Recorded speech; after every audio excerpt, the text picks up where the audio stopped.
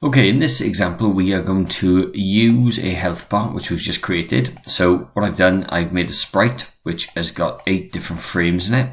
As you can see, it starts off there, and then it'll end up then with that. So the first thing we've got to do is obviously draw the sprite. So you can see I've done that already to save a little bit of time in this tutorial. And then what we're going to do is we're going to make a new object, and I'm going to just call this O Health. And once we've done that, we're going to bind the sprite together. And we've done that one.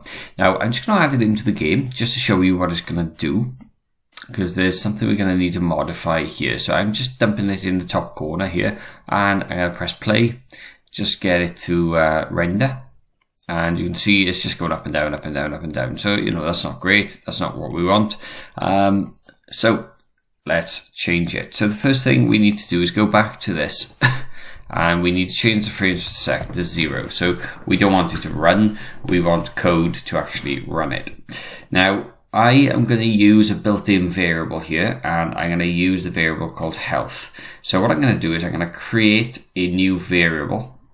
And what I'm going to do is I'm going to say health, and we're going to set it to a number. Now, what we've got to be mindful of is when we look at how many frames we've got. So we've got 1, 2, 3, 4, 5, 6, 7, 8. Okay, so we have got 8 different frames.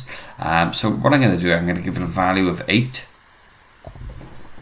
And we're just going to leave that there for now.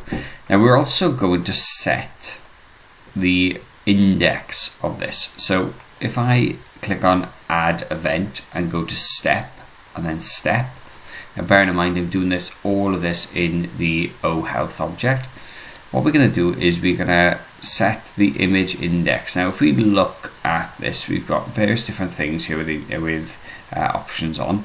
If I drag this one in, set instance variable, one of these here is going to be the image index. Now there's a few different things we could use for this. I'm going to put the image index here, and I'm going to set the variable health to be this image index.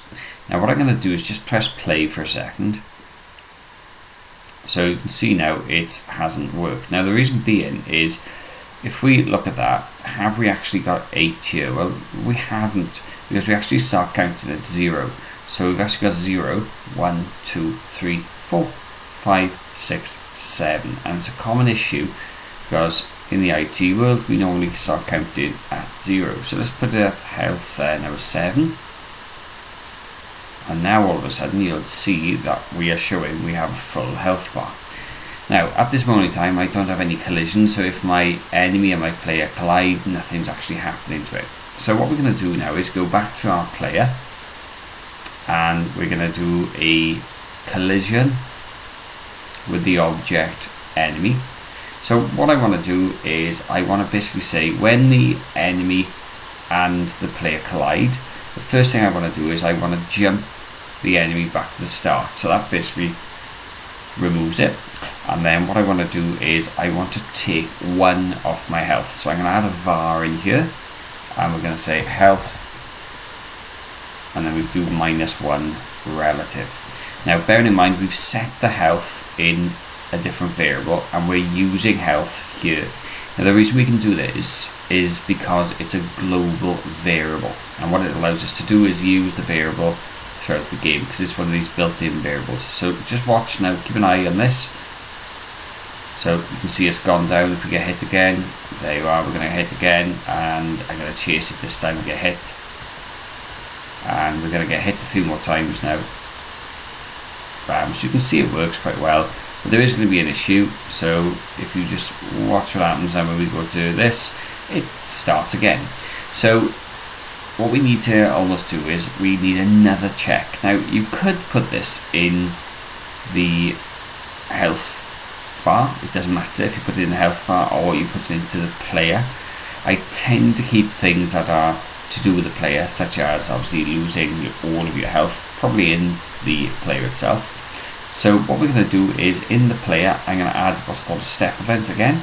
So a step event is something that just checks all the time. So we're going to use an if statement here, and what we're going to say is if the health is equal to or less than 0, then we're going to go to our lose room. So I've already got a lose room set up here. There's nothing in it at the moment, but I've already made a lose room. So if you haven't got one, right click, create, and make a new room, and just call it something like lose. Just to show you this, I'm just going to change it to red, so that you can kind of see it is going to work. And let's go back here. So if the health is less than or equal to 0, what we're going to do is go to room. So I'm going to use the go to here. We're going to grab that in there, and we need to use the asset picker here and choose the lose room. So let's just try this out now. To make it a little bit quicker, I'm just going to move some of these enemies up here so I can get hit multiple times very quickly. Okay, so let's press play and let's go up and get hit. So keep an eye now on this. So you've got 1, 2, here we go, 3, 4, 5, 6, here we go, and bam, we've now gone, we've been hit there, so it's gone down to that. Now there is obviously a little issue there, because you could argue you've got 1 health bar left, so you could, if you want, add another object in here so that it's actually completely empty, and then instead of health being 7 to start with, you'd start with 8. But effectively that is a really quick way of how you would add a health bar into your game and have it so that it would move like this. And this would work for things like fuel, or if you wanted like energy or snacks or anything at all, this process would work in the same sort of way.